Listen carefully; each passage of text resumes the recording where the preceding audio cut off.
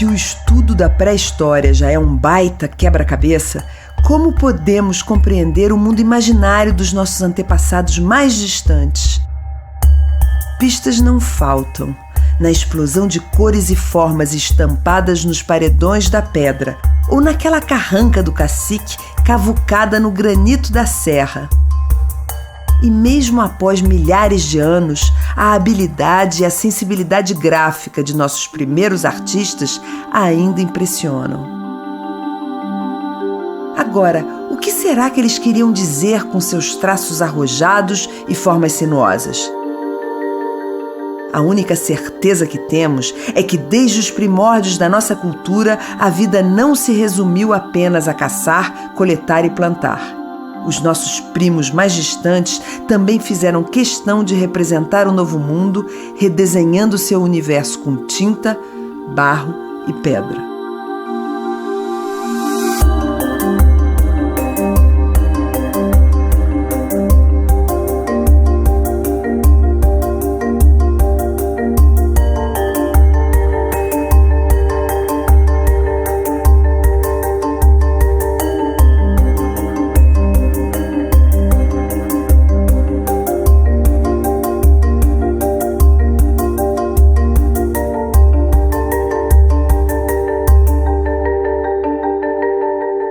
Mesmo nós, como ocidentais, racionais, assim, 2 mais 2 igual 4. Não seria um absurdo de pensamento isso? Não seria melhor de pensar que 2 mais 2 igual ao que quiseram? Isso faz parte da arte rupestre da pré-história.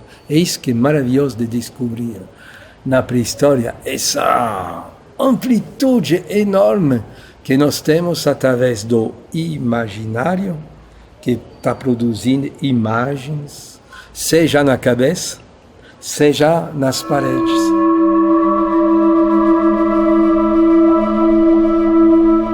A primeira sensação que eu tenho ao ver um sítio de arte rupestre, e dependendo, claro, do que está representado, mas na maioria das vezes é isso, é o meu espanto e a minha admiração pelo que está representado, pelo belo. Aí eu vou sentar, aí eu vou olhar os detalhes e começar a fazer essas perguntas. Como eles chegaram aqui, por que eles chegaram aqui, como fizeram isso, qual a intenção, até onde essas pinturas vão, por que eles fizeram isso, que tipo de material utilizaram.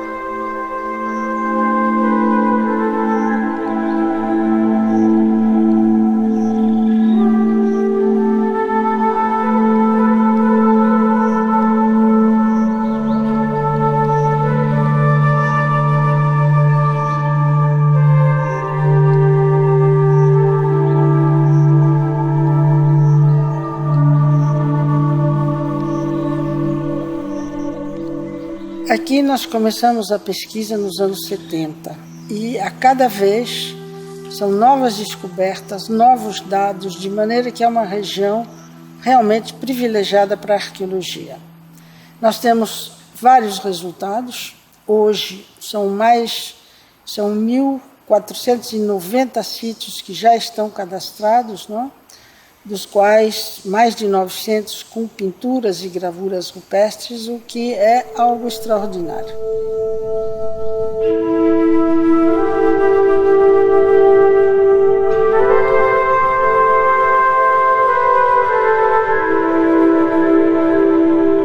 A gente aprende tudo errado na escola.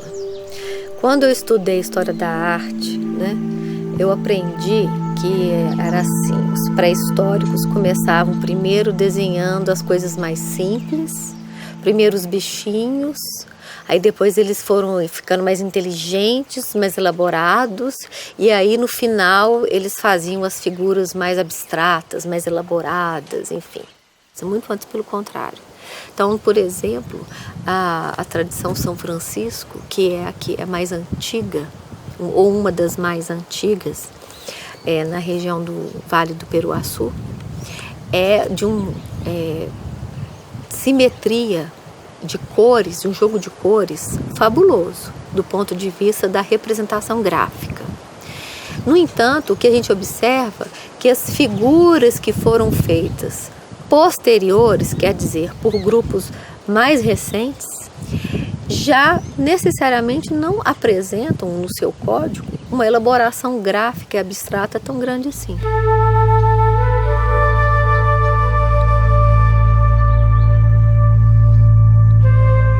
Iruaçu foi muito generoso com a gente, assim, ele permitiu a gente, partindo de determinadas abordagens em função da riqueza do material, pensar em novas abordagens, novas maneiras de analisar as pinturas. Iruaçu é uma preciosidade, assim. E na medida em que a gente estava refinando essa distinção de estilos que se sucediam, a gente começou a atentar para alguns outros aspectos. Um deles, que é bastante especial, eu acho que é o seguinte: no momento que novas figuras iam ser realizadas nas paredes dos sítios, elas já tinham outras figuras presentes ali.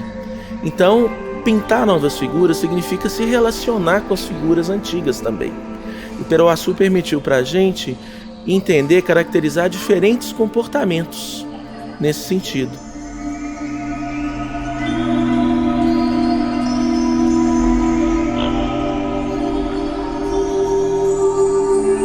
Os autores das primeiras pinturas, das pinturas mais antigas, eles só pintaram em grandes abrigos, de grandes paredes verticais bem iluminadas, piso plano, regular, e fora do cânion principal, assim, por exemplo.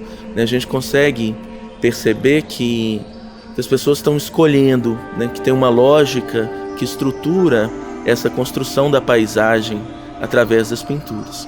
Embora a gente não saiba quais motivos estão levando as pessoas a pintar e o que as pinturas significam, a gente consegue ter acesso a elementos da lógica de distribuição dessas pinturas naquele pedacinho do mundo ali. A arte rupestre não nos dá resposta. Como dizer, o que a humanidade nos diz? Tem muitas humanidades, no passado, no presente, de um lado do Mediterrâneo, do outro lado do Mediterrâneo, de um lado do Chuí, do outro lado do Chuí. Então não tem a humanidade, a não ser talvez de um ponto de vista filosófico, e não tem a arte rupestre também. Tem uma grande diversidade de grafismos feitos em momentos diferentes para finalidades diferentes e que levam mensagens, vamos dizer, ou informações diferentes. O nosso papel, em primeiro lugar, é entender que se trata de um código cultural daquela cultura do passado, que certamente o seu significado estaria vinculado, aos mitos de origem, à cosmologia, enfim, a toda a história, intrínseca daquele grupo, a história cultural daquele grupo. E, nesse sentido, para nós seria bastante complicado afirmar algo de concreto. No entanto, podemos sim trabalhar com várias das variáveis que a arte rupestre nos apresenta hoje, que são os seus significantes, não o seu significado, ou tentar interpretar nesse sentido, dizer, eles queriam dizer isso. Desenha-se um animal. Não, eles estão desenhando um animal porque queriam caçar o animal. Necessariamente não. Nós vemos também muitos casos de caçadores-coletores que não desenham animais. Eu não vejo nenhuma maneira razoável, a partir do que a gente dispõe hoje, de tentar acessar os significados das pinturas. É muito difícil entender a quais aspectos da vida das pessoas elas estavam relacionadas. Os conteúdos, o que eles estariam dizendo, nos dizendo, eles não estavam dizendo nada, eles não estavam falando para nós, eles estavam falando nos seus contextos, eles poderiam estar falando uns com os outros, ou com outros seres, de outras naturezas, mas que integravam lá os mundos deles. Tem um momento em que a representação humana ela se estendeu por uma imensa área geográfica e foi um tema comum em todas as culturas, ou em grande parte das culturas, tanto ceramistas quanto culturas que fizeram arte rupestre, que podem ter sido as mesmas, inclusive.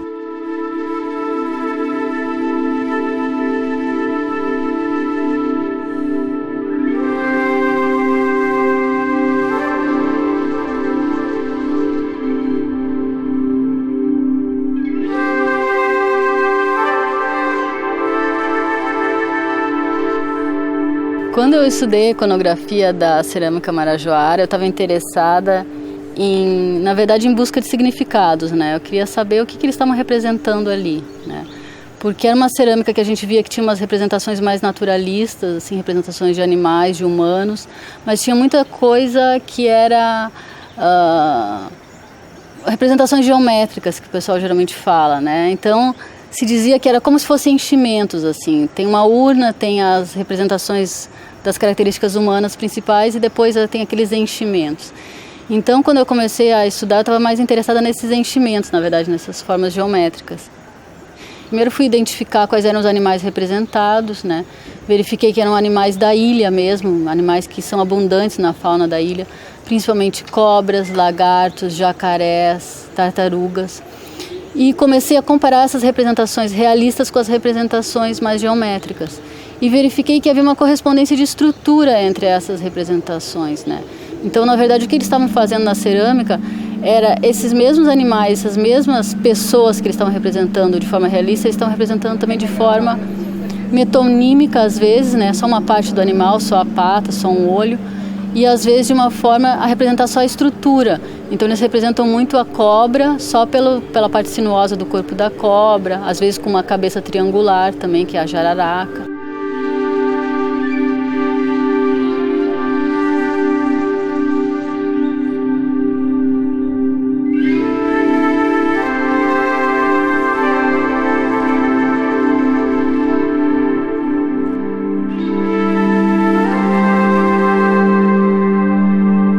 A partir do ano 1000, a gente tem toda uma tradição de se enterrar mortos dentro de urnas funerárias que são antropomorfas, que representam corpos. A gente tem urnas cerâmicas e enterramentos em urnas cerâmicas antes, mas que são grandes vasos, na verdade, né? Com uma decoração aqui, até uns têm umas cabecinhas, né? Como na fase paredão. Mas por exemplo, com a tradição polícroma, a partir do ano 1000, um pouco antes, né, que a gente começa a ter verdadeiras esculturas de corpos humanos, né? Então, a ideia de que a cerâmica realmente pode ser um novo corpo para o morto. Tem alguns objetos, a maneira como eles são feitos, eles atraem o seu olhar, de modo que você se demora mais, né, olhando esse objeto, e quanto mais você se demora, mais coisas você vê. Então existem uma série de técnicas para criar essas armadilhas. O material marajoara, ele é repleto dessas armadilhas do olhar, né? Tem terminações todas essas espirais e flechas que a gente fica seguindo para tentar entender, mas aonde isso começa, aonde isso acaba. O nosso olhar é abduzido, né, que é outro termo do Alfred Gell, e à medida que a gente vai prestando cada vez mais atenção, a gente vai vendo outras coisas.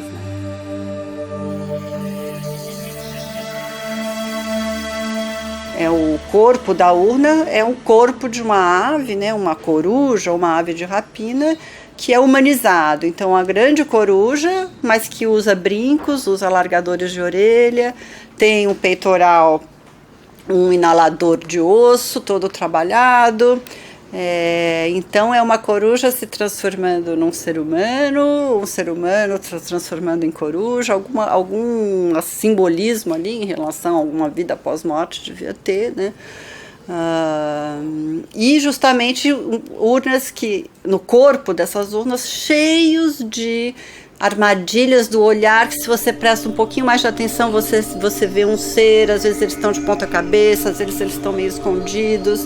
Enfim, tem toda uma maneira de compor ali, né, aquela decoração do corpo maior da urna, com esses jogos perceptivos. Então isso, acredito, é um elemento ritualístico a mais, né? Devia ter danças, devia ter cantos e outros elementos sensoriais nesse ritual, né, que faziam com que as pessoas vissem coisas, mas a cerâmica com certeza devia ser uma peça fundamental.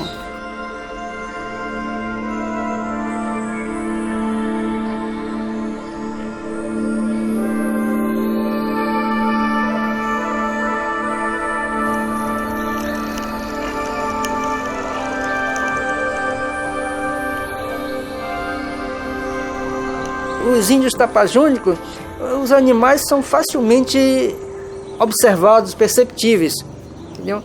Então a gente visualiza com rapidez o tipo de animal, coisa e tal, que está inserido, que está agregado naquela peça. Já diferente do Marajoara. Os desenhos de Marajoara escondem detalhes, figuras que a gente, mesmo estando acostumado a ver com frequência, muitas vezes não percebe. Precisa, às vezes, do auxílio de um pesquisador que nos orienta, nos diz que tipo de desenho, que tipo de animal está embutido naquele desenho em que a gente não percebe com facilidade.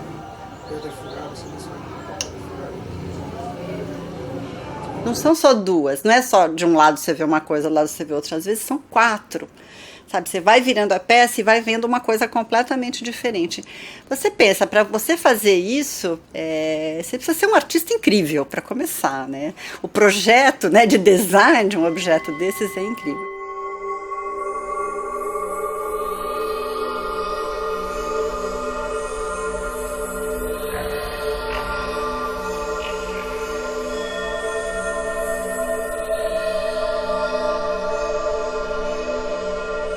Primeiro relato da passagem dos europeus pela Amazônia, o Carvajal já descreve as guerreiras amazonas e daí surge a lenda do Muiractã na Amazônia, que é esse artefato que é associado à fertilidade. Um indivíduo que portasse um Muiractã na Amazônia, ele provavelmente seria um grande chefe, né, um líder regional e tal, porque era uma coisa muito rara, era um objeto de muito valor simbólico. As primeiras tentativas de entender essa presença do Muiractã, elas colocaram passagens fantasiosas, né? Assim, algumas descrições de cronistas dizem que os Muiractãs surgiam porque as amazonas mergulhavam no lago aqui na região entre o Inhamundá e o Trombetas, e da lama desse lago, quando ela era exposta ao ambiente, essa lama se petrificava transformada nos Muiractãs.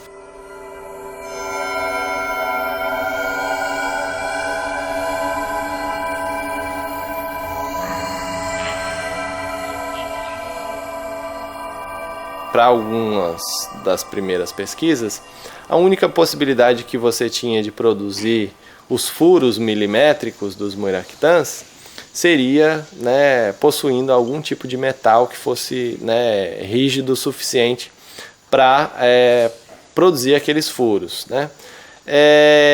Além disso, aqui na Amazônia é rara a presença de matéria-prima de pedra verde, mas na América Central é bastante comum, né? Na América Central a gente tem populações que construíram pirâmides, que construíram, né, centros urbanos mais próximos do que a gente considera como coisas sofisticadas hoje em dia.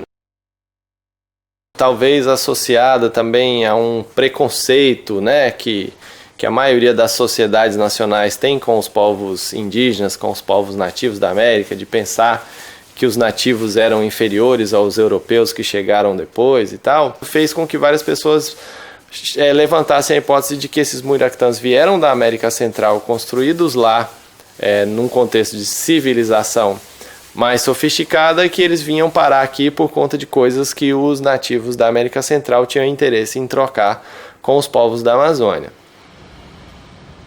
Quando nós viemos para Santarém, aqui na área da universidade, é parte do sítio do Porto, um sítio conhecido aqui na região de Santarém, um sítio que foi estudado pela Ana Roosevelt.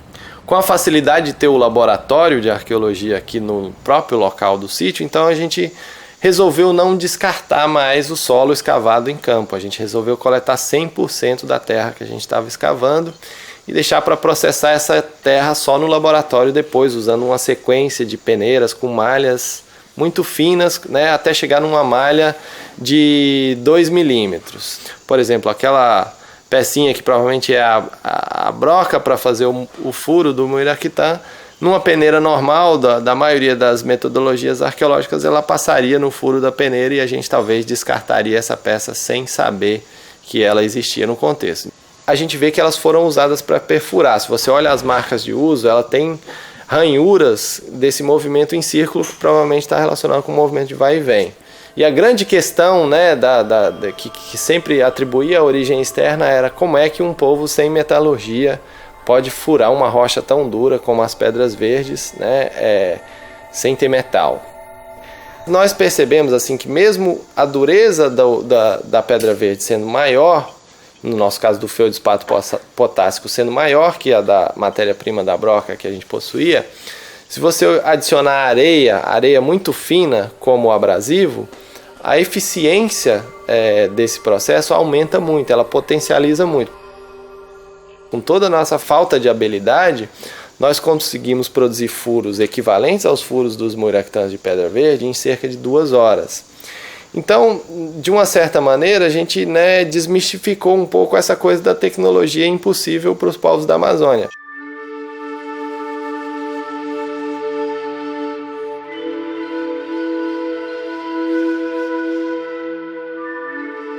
Outra coisa interessante é essa coisa da representação dual na cerâmica santarena, é outra coisa que já foi amplamente discutida aqui, que dificilmente um símbolo, um animal, um humano representado na cerâmica santarena significa só isso. Se você muda ele de posição, sempre vai ter mais de uma figura representada, o que a gente chama de dualismo na representação simbólica da cerâmica de Santarém.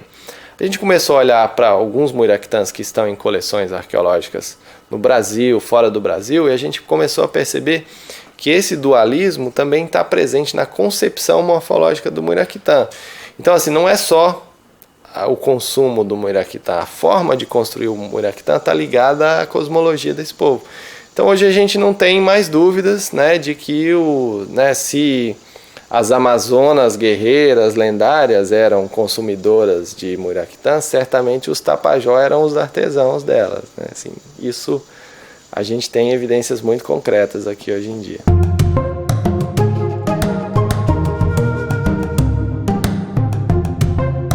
Nas lapas e paredões do interior do Brasil, flagrantes de um tempo esquecido saltam da rocha aos nossos olhos. Da caça ao coito, da farra à guerra, nenhum detalhe da vida cotidiana escapou do olhar dos nossos primeiros artistas. Mas sua arte também nos faz imaginar o universo que representaram, peça por peça, em cores, figuras e lampejos. Essa diversidade cultural indígena maravilhosa que a gente tem no cenário contemporâneo, ela é um fenômeno histórico antigo. Se você olha as pinturas rupestres que estão sendo feitas no Brasil, em Minas Gerais, aqui em Goiás e em outras áreas do Cerrado, suponhamos aí no Holoceno Médio, uns 4 mil anos atrás, você vai ter uma diversidade cultural muito claramente expressa nas pinturas também. Tem muitas gentes diferentes, com estéticas diferentes, com interesses diferentes e disposições para condutas diferentes.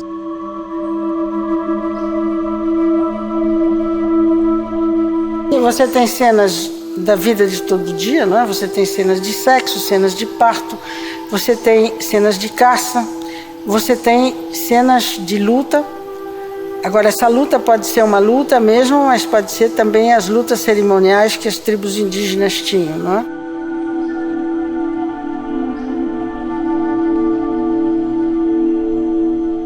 Posso dizer uma coisa muito fácil que tem na região da Lagoa Santa. Por exemplo, você tem um momento relativamente recente que você tem representações humanas, preferencialmente, e elas costumam se organizar em espécies de procissões. Tem uma procissão que você tem as mulheres em cima, os homens embaixo, e ambas se dirigem para uma cena de parto, por exemplo. Então, será que isso é a representação de uma coisa que ocorreu uma vez? Será que é uma projeção de um mito? Será que é sei lá o quê? A gente não sabe o significado. Mas nós sabemos que nós temos os machos e as fêmeas e o conjunto vai dar o nascimento, e isso é projetado na pedra.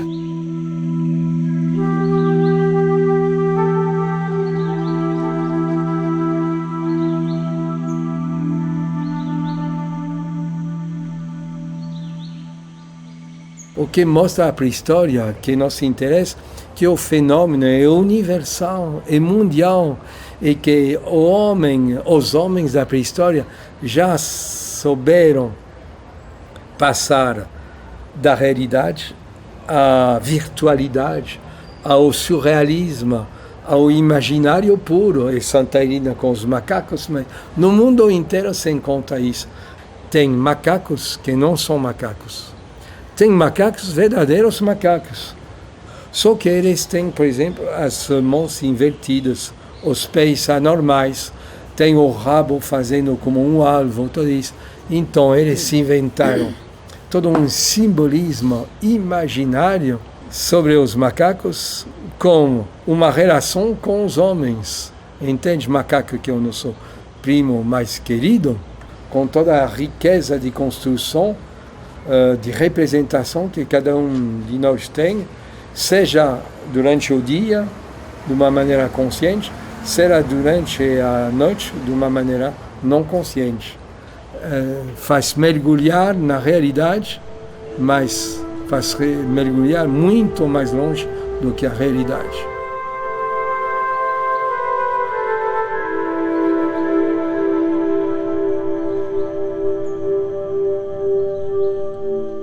Esse painel de gravuras ele também apresenta características que reforçam que essas inscrições são dos povos G, né?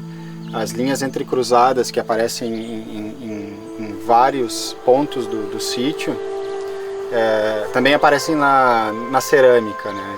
Um dos motivos mais comuns da decoração de cerâmica G, né, da cerâmica taquara e tararé, são essas linhas entrecruzadas. Aqui nesse ponto também dá para ver um pouco da técnica para fazer essa inscrição. Né? É retirada uma casca, né, do arenito, né, fazendo uma moldura, né, com picoteamentos, né? Dá para ver ainda a marca, né, desse picoteado. É retirada essa casca. Então o arenito ele fica mais rosa, né, nessa parte interior, né? E daí dentro dessa moldura, que está com uma cor mais viva, começam a se fazer as incisões.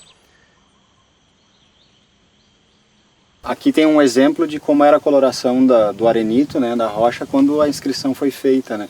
Esse tom, né, de cor bastante viva, né?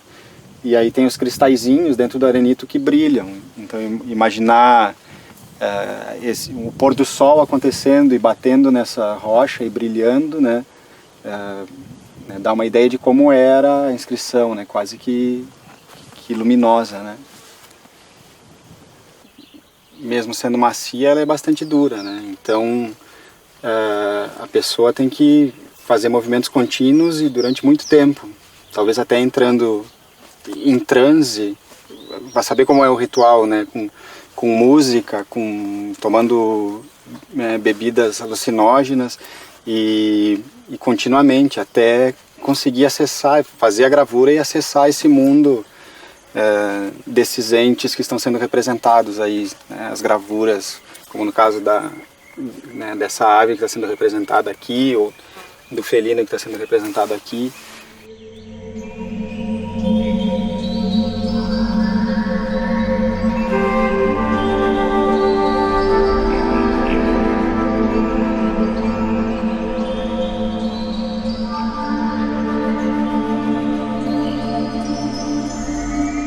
Então, os índios, essa região do Cerrado, que o litoral todo do Amapá, ele é um litoral aberto, né? Não é um litoral, não é como a floresta amazônica típica, que tem a copa das árvores fecha plenamente o céu.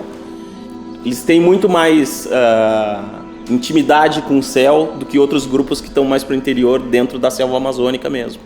Então, acho que isso propiciou um grande conhecimento astronômico que está marcado nesses sítios cerimoniais, né? E é uma região vazia do ponto de vista de sítios de habitação. E é justamente ali junto do rio Araguari, que é onde está a Pedra do Índio, é um afluente do Araguari, ela parece ser marcada como uma região de fronteira. Então esses sítios cerimoniais eles estão marcando possivelmente pontos de encontro desses grupos separados pelo rio Araguari, que ali se juntam para fazer cerimônias, né?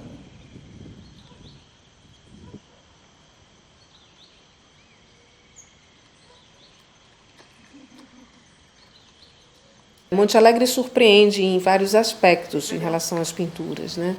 O primeiro deles é a diversidade dos locais onde aparece. As pinturas estão em paredões a céu aberto, nesses paredões, em locais bastante altos e com figuras muito grandes e com cores ainda muito vivas que permitem serem vistas desde muito longe. Da base da serra, por exemplo, você é capaz de distinguir algumas figuras de tão grandes e com as cores ainda muito vivas. A outra coisa é algumas figuras em cavernas. A maioria ela está na parte que recebe a luz, mas há figuras no interior de cavernas onde a gente só consegue ver se usar uma lanterna, ou seja, elas estão em áreas de penumbra.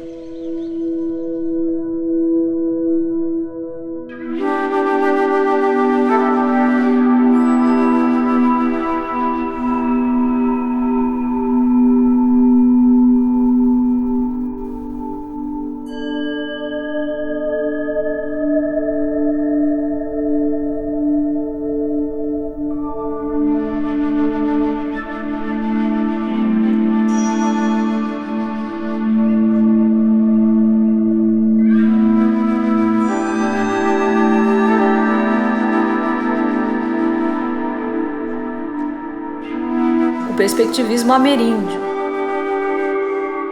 O que a gente traduz, que seria uma teoria antropológica hoje conhecida, é possível se transformar. Os animais se transformam em gente e as pessoas se transformam em animais. Tá? Existe uma transformabilidade dos seres, mas isso não é para qualquer um.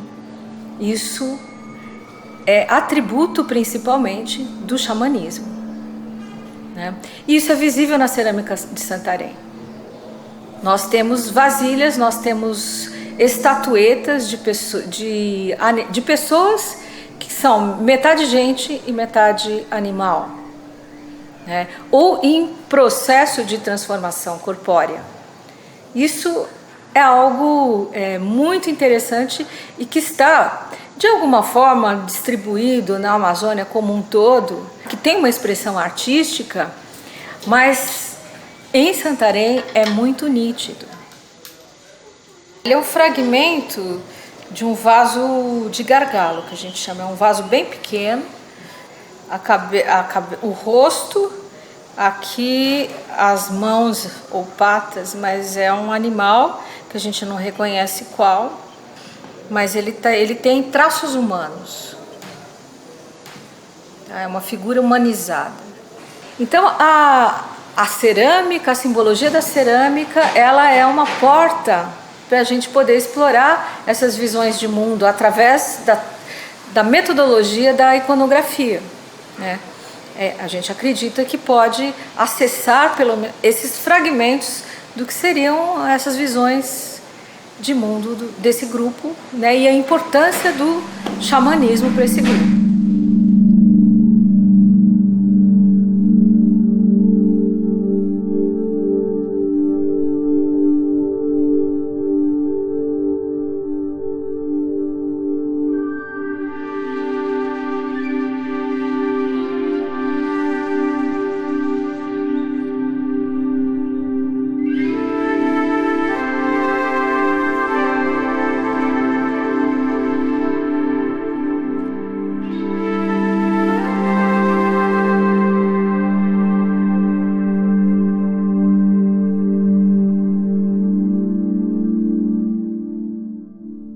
Tangas, elas eram utilizadas, para vestir mesmo. Eu acho que em apenas algumas ocasiões, porque não é uma coisa muito confortável.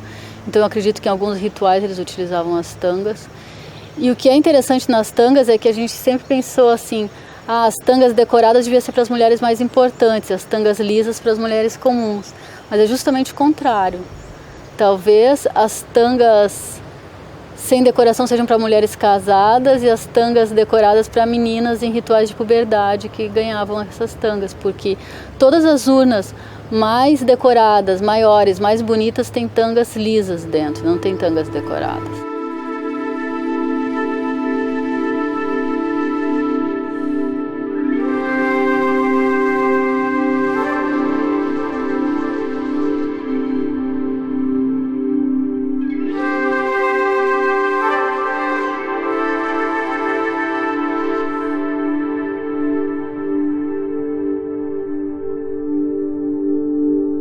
cerâmica marajoara tem muitas estatuetas. Eu acredito que lá em Marajó a gente estava tendo alguma coisa desse tipo. Tem um ritual para fazer, fazemos um monte de estatuetas, né, de ajudantezinhos do xamã aqui.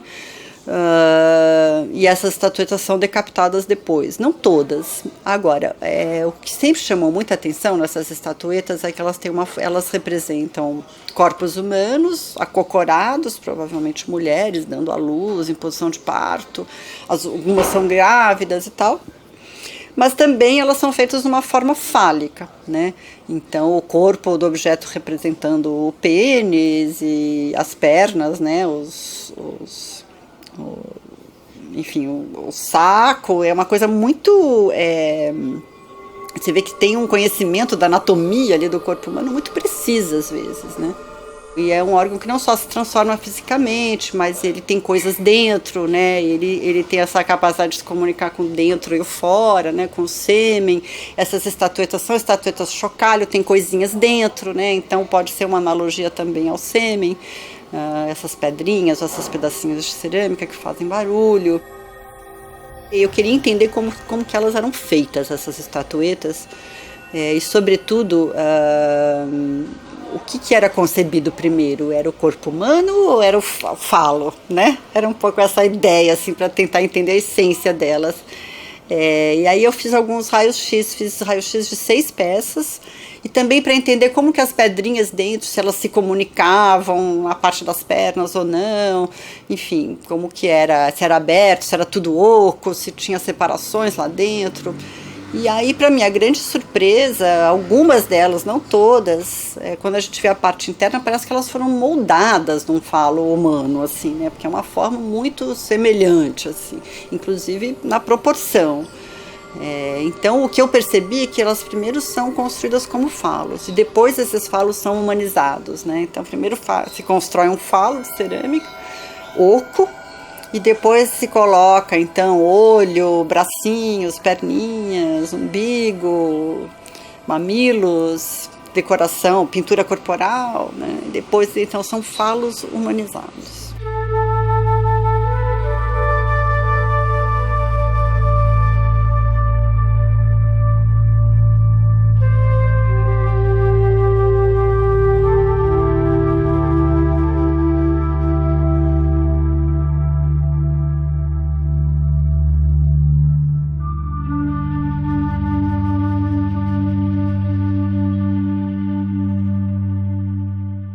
Tá, então é assim que a gente trabalha, por meio das analogias etnográficas, né? E o que a gente percebe é que há, de alguma forma, uma continuidade entre o modo de pensar dos grupos indígenas pré-coloniais e dos grupos indígenas atuais. O que a gente tem é transformações. Esses mitos e essas concepções são guardadas, mas elas se transformam, né? Assim como as expressões artísticas. Hoje a gente tem, o que prevalece na arte indígena é a arte abstrata, enquanto que aqui é a figuração, é o tempo todo a figuração. Aliás, a figuração explícita, que uma pessoa menos treinada é capaz de olhar para esse vaso e dizer, isso é um jacaré.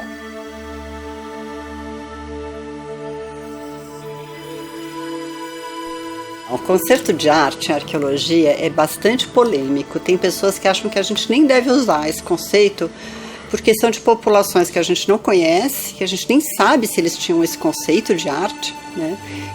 Mais recentemente, a gente tem aprendido que se a gente também negar essas populações a ideia de expressões artísticas, a gente está perdendo uma grande parte, né, do que eles produzem culturalmente, que tem muito a ver com a identidade desses povos. Então o conceito de arte está sendo recuperado dentro da arqueologia em geral, e tenho tentado explorar um pouco, então, essas expressões artísticas para a gente tentar entender um pouco melhor aspectos ideológicos mesmo dessas populações, né?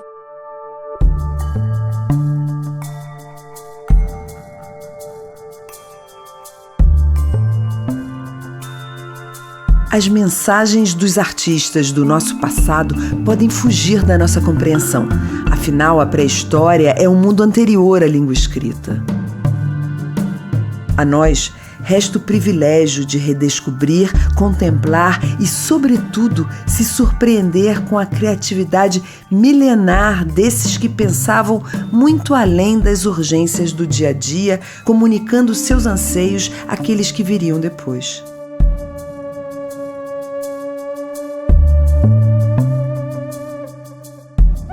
No próximo capítulo, mergulhamos mais fundo na sociedade de artistas, que era também dotada de engenheiros, estudiosos do seu tempo, que sabiam mobilizar comunidades inteiras para erguer moradias, aldeias e espaços sagrados.